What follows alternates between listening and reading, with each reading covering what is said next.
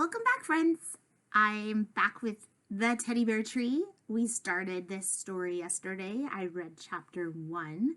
So if you did not see the first video yet, you might want to go back and listen to that one first so you're caught up to speed.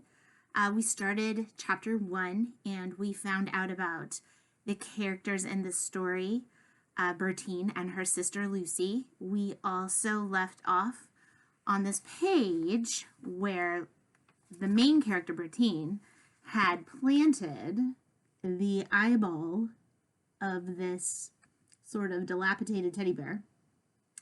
Just, I don't know, as a way to say goodbye to the bear, I suppose. And we left off sort of on a cliffhanger because we saw the title of chapter 2 called The Mystery Tree. And we made some predictions about what could happen in this chapter. As I read today, the thing that I want you to pay most attention to is the characters of Bertine and Lucy to see what evidence we can collect about the characters from the details in the story. So a lot of times when authors write books, they don't come straight out and tell you exactly what the characters are like. They might not say, Bertine is a girl who is really kind and thoughtful and shares. We have to pick up those details as we read and hear the story. So I'm going to be asking you along the way what you might be able to tell about Bertine by some of the things she does in the story. So this is chapter 2. It's called The Mystery Tree. And I'm going to just show you the one little illustration. You can see it's sort of starting to grow. And here's how it starts. The next morning, bright and early, the girls ran outside to see if Lucy's seeds had started to come up. They hadn't, but right by Bertine's popsicle stick was a big green shoot. Just a weed, Lucy said disdainfully when Bertine pointed it out to her. How come it wasn't here last night? Bertine demanded. It probably was, and you just didn't notice, Lucy said through a yawn. But Bertine was certain she would have noticed. I don't think this thing is a weed, she said to herself. It may not be a regular plant, but it's no weed either. I'm sure it isn't. The next day, she was even more certain. The shoot had grown almost a foot high. On the following day, branches, lots of them, were sprouting in all directions from the main stem. By midweek, buds had appeared. What kind of crazy tree can it be anyway? Mr. Lewis said, scratching his head in perplexity as he gazed at the slender branches bending beneath the weight of their swollen buds. Sometimes in science class, we see movies of trees and plants that burst into bloom before your very eyes, just the way this one is doing, said Lucy. But that's a camera trick, said her mother. Our tree is for real, and the way it's behaving is a little scary. I mean, when is it ever going to stop growing? It really is the darndest thing, agreed Mr. Miller from next door. He had come over with all his plant books to see if he could find a picture in any of them like the Lewis's tree. The leaves resemble those of the sassafras, he noted, but they're much bigger. The bark looks like a hickory, and the buds? He gave a helpless shrug. What can I tell you? I've never seen anything like it before. That's because you've never seen a tree that grew from a teddy bear's eye, Mr. Miller, Bertine told him. Maybe I'm the first person ever to have planted one. Mr. Miller smiled and patted Bertine's head. One thing I am sure of, young lady, your mysterious tree has not grown from a glass eye. That was exactly what her mother and father said, too, but Bertine didn't care. She knew that the mystery bear's eye was growing into something wonderful. So did the other children on the street. Have you ever noticed that? So grown-ups sometimes don't believe in magical things, but kids do. Kind of miss out on stuff, huh, when you don't believe in magic. Let's see what the other kids say. Can I have one of the buds when it blossoms? Asked Betsy Bissell on Friday afternoon. I want one too, said her younger brother, Justin, who tagged after Betsy wherever she went. I think I should have a flower, said Drew Nichols from across the street. My mom loves flowers, and I could give it to her for her birthday. Maybe we could have a backyard party when the buds open, suggested Lucy. We could call it a grand opening, she added cleverly. I hope the tree blooms before I go to visit my grandmother, said Kathy Ritchie, who had pedaled up from the corner with her sister Joyce. Maybe the tree will keep on growing till it's so big it knocks your house down, said Joyce in a hopeful voice. The buds are already about the size of grapefruits. Let's figure out grapefruits, buds. Okay, so the buds on a tree are sort of like the leaves that are hiding out and kind of growing and getting ready to open up. So if a bud is the size of a grapefruit, I'm thinking like this, those are huge buds, okay? Think about what else you know about a bud. It's really tight. It's the baby plant in there getting ready to open and grow. So I wonder if these buds are going to get bigger. Right now they're the size of a grapefruit. Also kind of heavy on a tree, wouldn't you think? Kind of sagging the branches. I hope you're making a mind movie because there's no illustrations. So you're going to have to really be thoughtful about what this tree is looking like right now.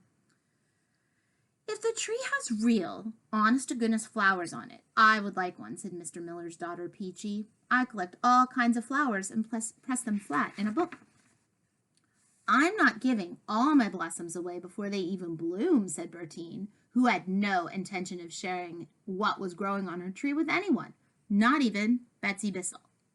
Each day before she left for school, Bertine ran outside to see how much the tree had grown during the night. Look, said Lucy one morning, that big bud there on the lower branch looks like it has a nose. She gave a disdainful sniff. Trust Bertine to grow a bud with a nose. But Bertine, overjoyed with her gardening success, merely smiled and turned to admire another bud that in the past 8 hours had developed 2 interesting bulges that might or might not be a pair of ears. The Lewises awoke Saturday morning to a hard driving rain. Bertine spent most of the day indoors looking out the window at her tree. Should I put the beach umbrella over it? She asked her mother anxiously. Honey, the rain is good for growing things, Mrs. Lewis told her. But the buds are so heavy, Bertine worried. If they get much soggier, they'll be lying right on the ground. Are you being a detective about Bertine? What does it show that she's so worried about her tree? What do you think? Well, we know things about the outside of her, like she's a sister and a daughter and things like that, but the fact that she's really watching her tree and taking care of it, what does that show us about her? What could we say? Maybe something along the lines of Bertine is caring. She is responsible. I'm going to add those. I'm going to add those over here to the chart I've started.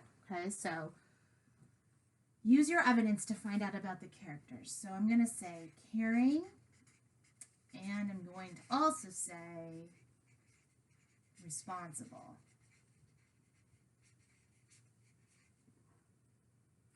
I mean, she could choose to just kind of ignore the tree for a while, but she's really watching it and taking care of it. Toward evening, the rain became less steady and finally stopped altogether. Bertine put on her rubbers, that's just another word for boots, rubber boots, and went out into the dripping garden with a hand towel to blot the buds dry. Do you know what blot means? So, let me find something. I'm going to blot my face. Let's see. What do I have here? Here we go. So wipe, it's like wiping off a screen, right? Blot, see what I'm doing? Why would she choose to blot the buds instead of like dry them off, do you think? So blot is like drying really carefully and delicately. She doesn't want to disturb the buds. So she's blotting the bud to make sure that she doesn't disturb it, but that she's drying it off, right? Also more evidence about her character. She's really careful here. She really cares about these buds in this tree, right? Okay. Their knobby shapes beneath her fingers felt as mysterious as the packages in a grab bag. Briskly, she drew down a branch directly above her head, sending a shower of raindrops into her hair. As she pressed her towel against the bud, on the end of it, a tiny muffled voice cried out, "Careful!" Bertine sprang back in alarm. "That can't have come from the tree," she whispered. "There's no such thing as a talking tree." Cautiously, she tilted the bud again. but except for the squawking of a lone blue jay sitting atop Mrs. Lewis's bird feeder, there was a complete silence in the backyard. Bertine tried tipping a few other buds. Some of them gave thin little cries as dolls do when you turn them over on their stomachs. Some were soundless. Weird, muttered Bertine, shaking her head. Just about the weirdest thing I've ever known. She had all she could do to keep from peeling back the tightly furled green sheaths enclosing the buds. Her fingers particularly itched to unveil the bud that she thought had spoken. No, she told herself sternly. I will let them all open by themselves.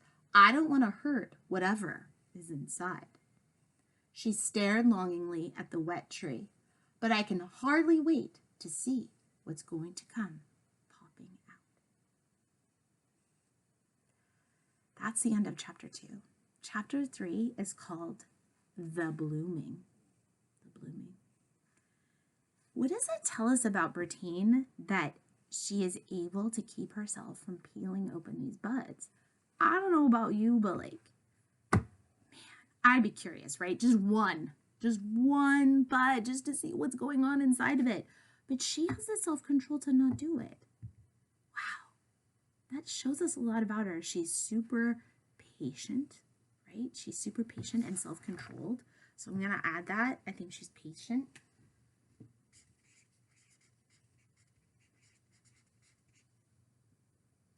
And it's like she's holding off on what she really wants to do to help the bear grow, right? So that shows us a lot about her spirit too, that she's really caring and she's like thinking about what's inside and letting that grow is more important than her curiosity. Man, that would be tough. So I want to offer you a sneak peek on this chapter 3, The Blooming. And it kind of gives it away. But it is a sneak peek after all. So here you go. You see what's going to happen? I know, crazy, right? Let's see if there's any other pictures I can give you a sneak peek of. Oh, yes, I can. There's a wheelbarrow right here of teddy bears.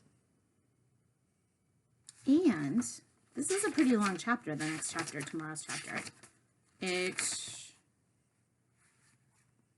not sure what's happening here, but we're gonna find out tomorrow. I'm so glad you read today's chapter with me, and I hope that you're getting out in the sunshine, and I love that you're listening along with me as I rediscover this fun story from when I was little, and I'll see you all tomorrow. Have a great day.